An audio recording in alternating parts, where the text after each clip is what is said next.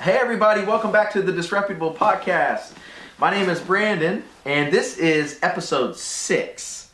Can you believe it? We're 6 episodes in to our season 2 of Disreputable podcast. I'm here with a very, very, very special guest. Those of you who know my story, you've heard me mention a woman, you've heard me talk about a lady, but for the first time to the disreputable world, I introduce to you my mother. Well, hello. It's so good to be with you, son. Oh my goodness. Yeah. I just would look so forward to this today. Yeah, we've been talking about this for a couple weeks. The people that are with us, they kind of know that our church is moving into a new location. Oh, yeah. Although this really isn't affiliated with our church in a lot of ways, but so she's in town, and while she's in town, we're moving into a new location. She's going to celebrate with us at our church this weekend, but I thought, let's talk to the people. Right. And tell them a little bit about our story. Yeah. Tell them a little bit about how we became so great. Right. Yeah. Right there you go. Became great. Yeah. So it's Disreputable podcast. Yep. Sorry, Mom. No worries. You just came from my womb. I get you. When I told you Yes. that I was going to get a disreputable tattoo. Uh-huh. Okay. Not the first tattoo, Yeah. but, like a disreputable tattoo. I got it kind of Yeah. right here. Well, I would like to know, what was your initial thought? Well, I'm not real big on labels. Okay? Good, positive, Sure. happy, sad. I'm not a very good label girl. Mm-hmm. So I wanted to know why you wanted to put disreputable because When you first hear it. Yeah, I didn't perceive you as that way because I know the inner thoughts of who you are. Sure. And so, but I understand the concept of where you were coming from. Right. And that I think it's a conversational piece. Right. Not that people are going to be looking at your chest. Unless. Yeah. Unless you have a tank or whatever. Yeah.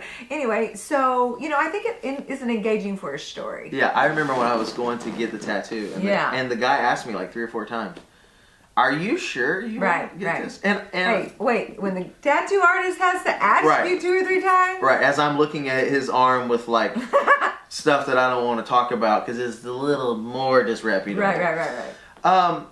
Disreputable, we have described from the beginning of being misunderstood. I think so.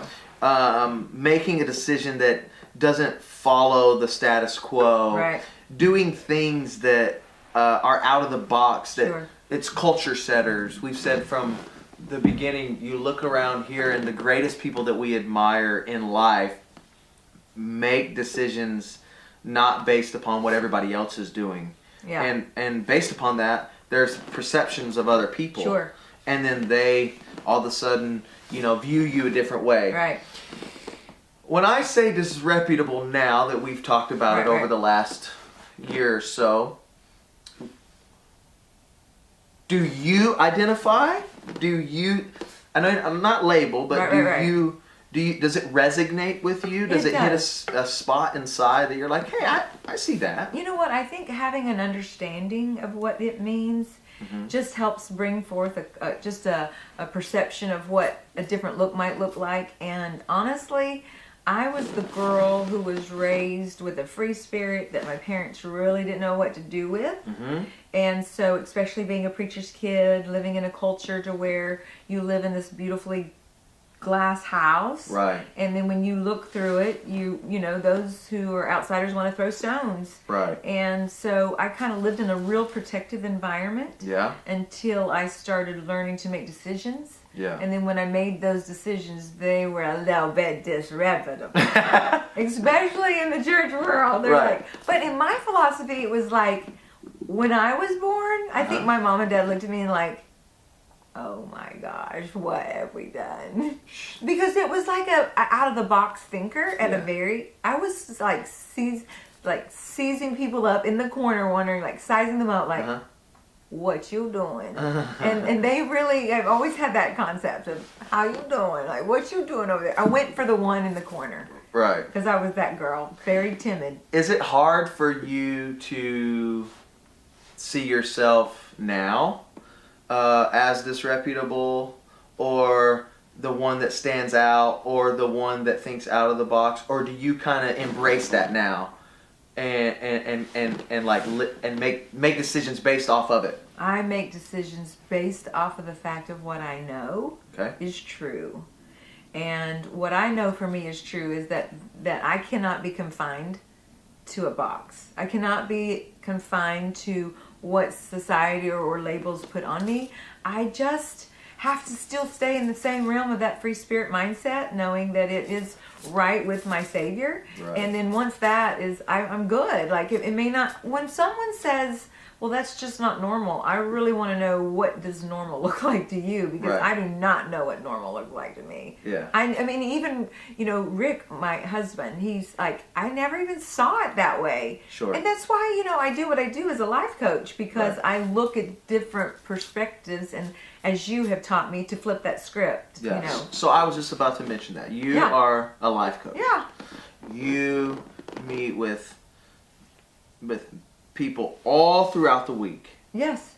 And their stories are disreputable. Very much so. I relate.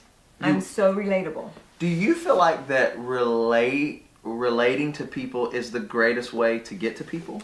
It is, but it doesn't mean that you have to go outside of your moralistic values to be relatable, because they can't relate to some things. But there are some things that I definitely have an insight to, that I really feel like that I've been gifted with this beautiful value of wisdom to share my story with them too. Right. And learn from those experiences.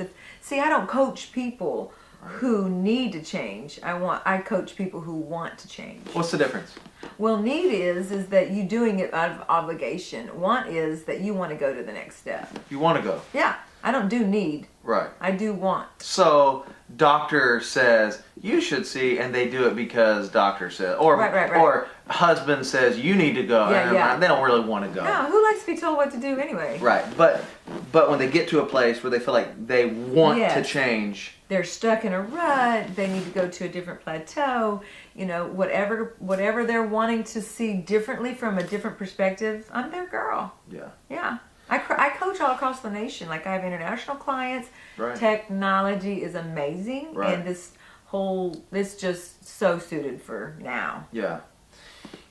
You mentioned labels. Yeah. Do you feel like the people that you interact with, that you coach, are fighting labels?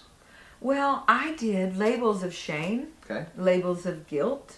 Labels of looking at my life. I'm being 56, 57 in May, and I coach women of all areas, and men as well, and they're different in their journey, and for them to think that, oh man, I wish I would have done that earlier, but you just can't change it. You can't live life with a regret. So, start now so that you don't repeat this cycle in 5 days or 5 years. Yeah. Yes. So for me, in the 80s, being a preacher's kid, having this stigma of, living in a perfect world. Right.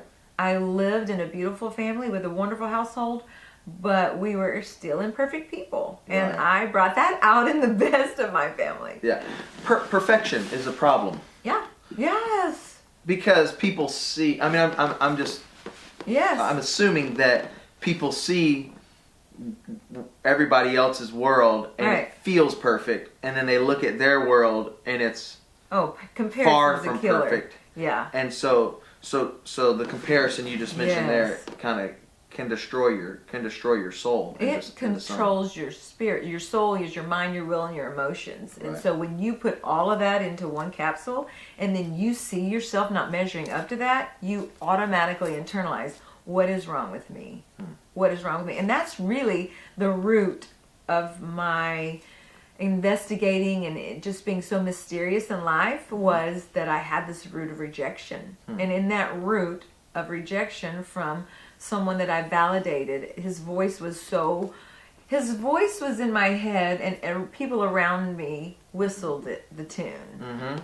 And when they did that, I would follow their lead, because need attracts itself to need. Right. And so I was very needy. Sure. And so I needed attention. I needed affection. And it wasn't because I didn't have a great daddy, because he was the best in the world. Sure.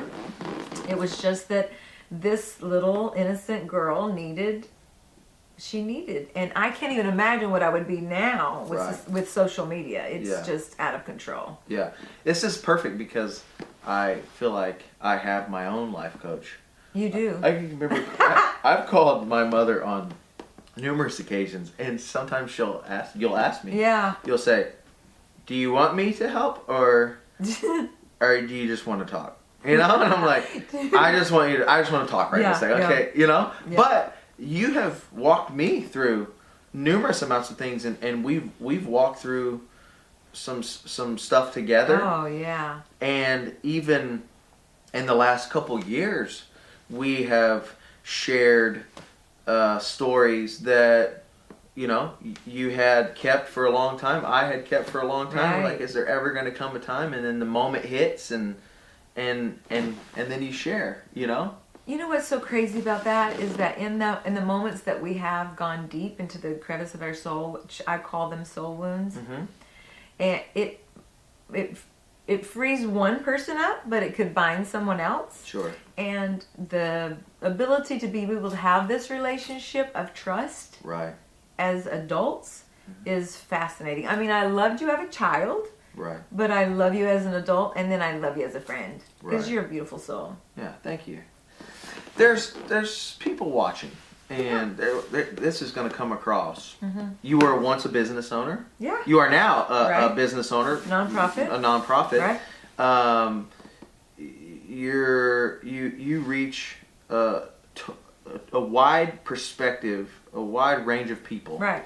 This is going to go to so many different types of people. Great. There's people that are going to be watching that are Jesus followers, Okay. that aren't Jesus followers, Right. and people watching that maybe just went through a divorce, or Sure. going through bankruptcy, people that just got a job. Right. And if someone was to walk through your doors, Right. because you've put hours upon hours upon hours upon hours of wisdom and study and knowledge, Right. and maybe there's somebody out there that is going to watch this and they need Right.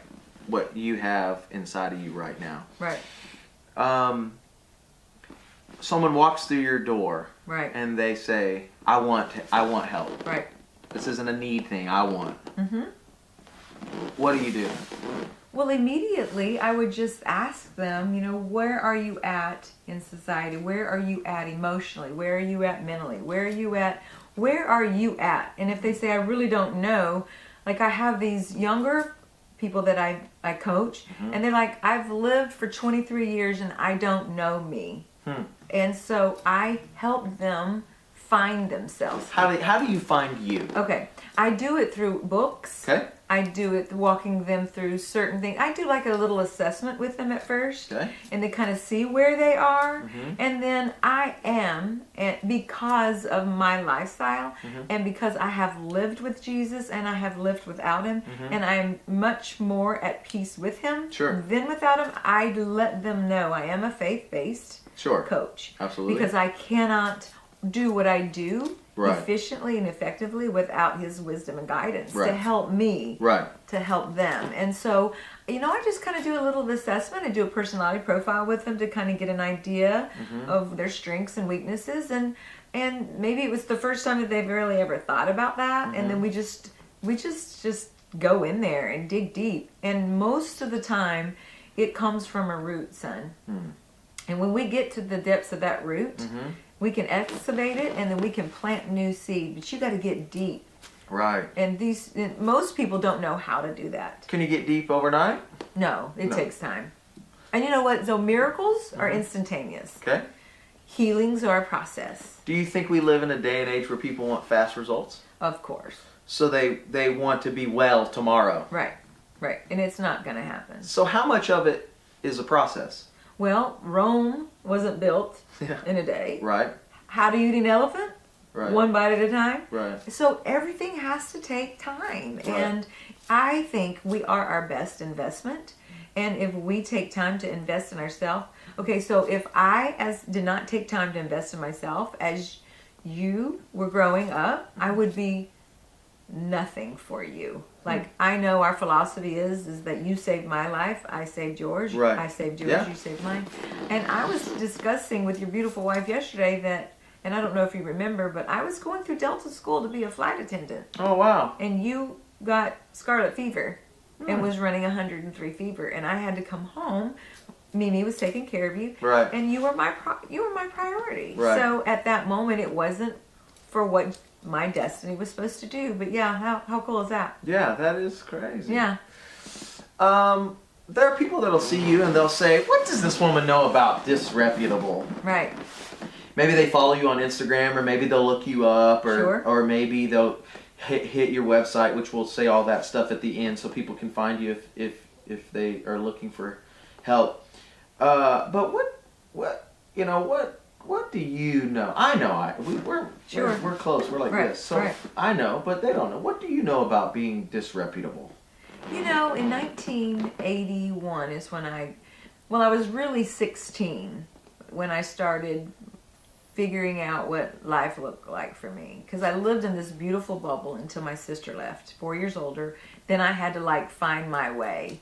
And being a preacher's kid, living across the country, a nation, internationally, Europe, 22 years. Okay, you keep saying preacher's kid. Yeah.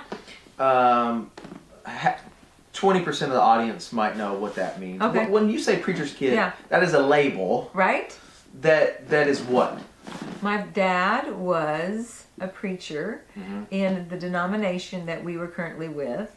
And so that denomination would move him from different places. And at one time, he was the superintendent of Africa. He was also the superintendent of Europe. Okay. And so he was over California and Right. Texas. What does that do to you? Moving around for me was really good because of my personality. Okay. And so I don't ever meet a stranger. I think sometimes you're like, Mom, tame it down. But I'm sure you are. Mom, tame it down. But I'm just so engaging because I'm fascinated by people. Right. And I love their stories. When you say being a preacher's kid, Right. and I want you to continue your story in a second, but you're basically saying, all eyes on me. Is that what you're saying? Well, to be perfect. Perfection. So Okay. you look at dentists' children's teeth. Okay. You Okay. Yeah. You look at Yes. psychologists' Good.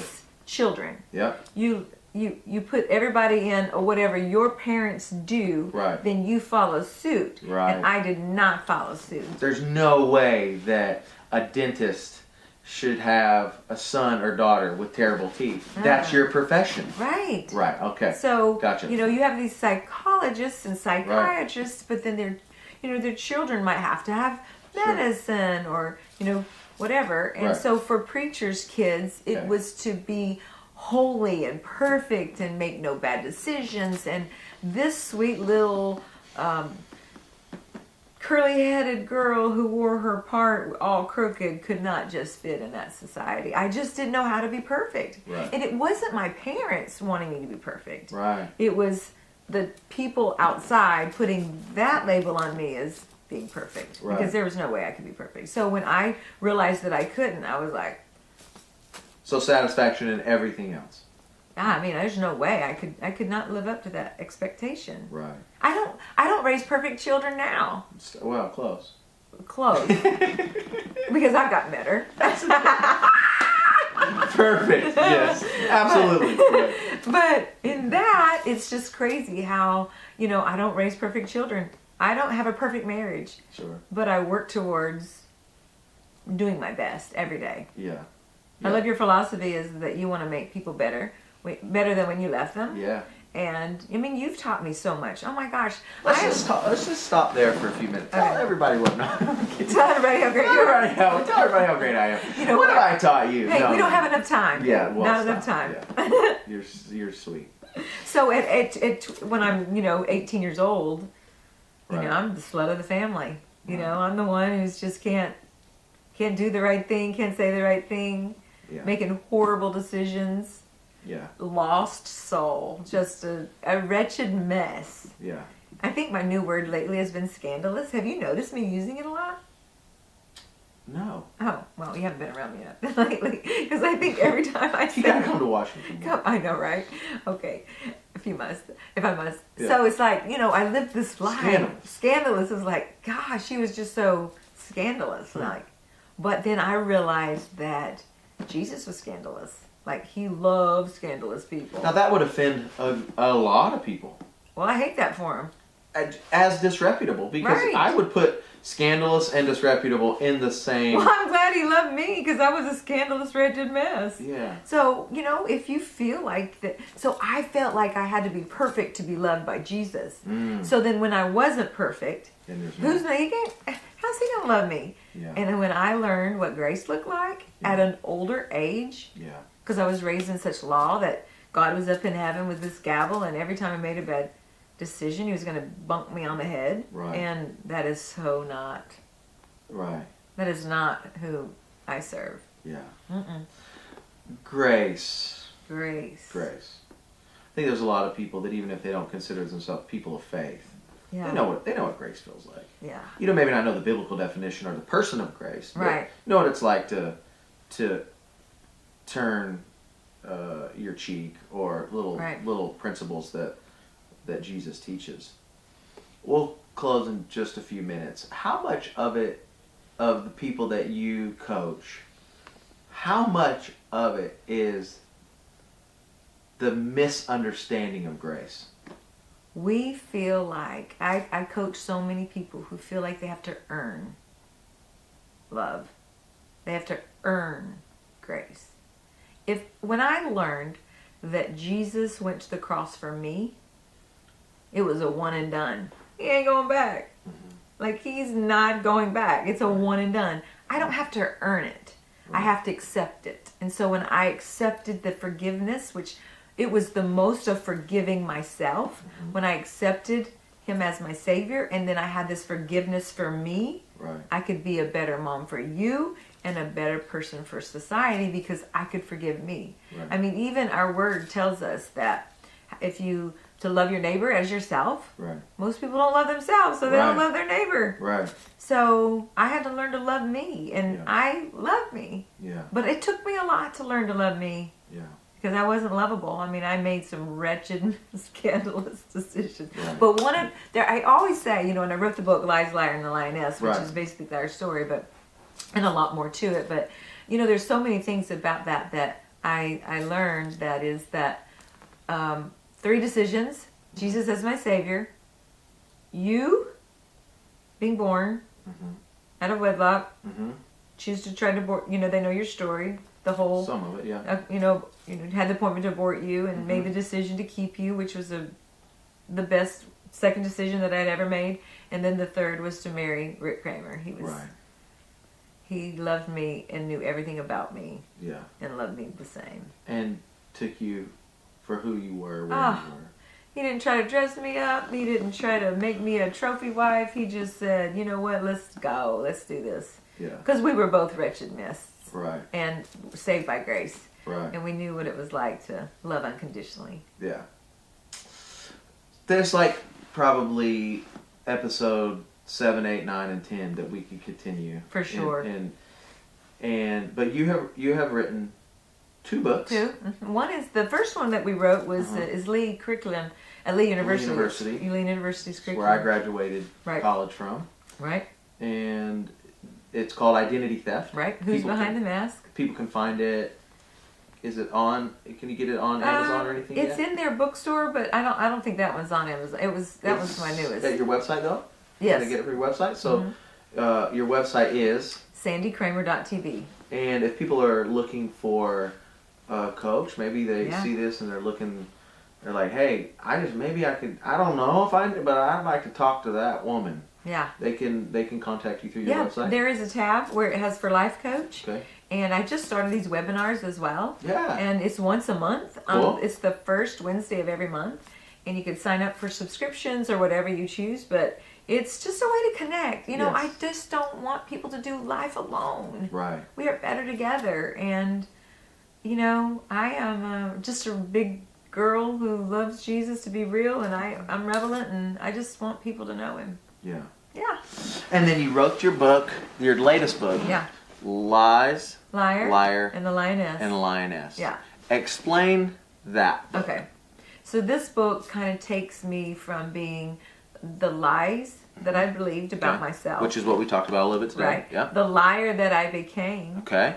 Because I did not want to live in the society, a liar that I became, just in this whole identity issue. And then the lioness is that I truly understand the depths of the calling and my purpose. Yeah. Yeah. Very cool. Are you going to want me to roar? No, I'm kidding. I was like, maybe. No. No. Okay, so let's close with this. Okay. We haven't closed like this yet with Okay. with our podcast, Okay. but let's close like this. Look into that camera and look into that camera and speak to someone that's out there that is going to watch this that may be similar to their story. Yeah. Maybe they just found out they're pregnant out of wedlock, and maybe they have an appointment for an abortion, or maybe there's somebody that woke up in a drunken stupor this morning, or maybe there's a person that lost their job, and maybe there's someone today that just their dream just came true. Okay, great. Who knows? Okay. Speak to them today. It is so my honor and privilege just to tell you that there is hope.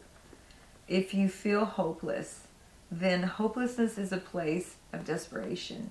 And believe it or not, you're at the right place, because there is something greater than hopelessness, and his name is Jesus. I can introduce you to him. I can lead you to him, but more importantly, there's healing for your soul, your mind, your will, and your emotions. But more importantly, there is hope for you today. Look me up. Let's do life together. We can journey together. It will be fascinating to watch you grow and us grow together as a team. Yeah, I love you. I love you, son. Yeah. So proud of you. Yeah, thank you. This is my honor. Yeah, thanks. Well, thanks for being on here. And thank you for watching. Once again, you are our people. And so make sure you share. Dean said every time, make sure you share with at least 3 people. And thanks for listening. Thanks for watching. We'll see you next time.